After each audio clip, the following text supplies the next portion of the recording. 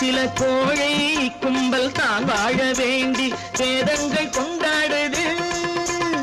ஏழை என்று இல்லாத ஜாதி யாராலே உண்டானது? சில கோழை கும்பல் தான் வாழ வேண்டி வேதங்கள் கொண்டாடுது.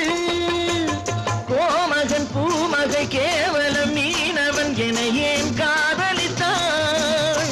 பூமியில் யாவரும் ஓரினம் தான் எனும் நீதியை ஆதரித்தான், நீதியை ஆதரித்தான்.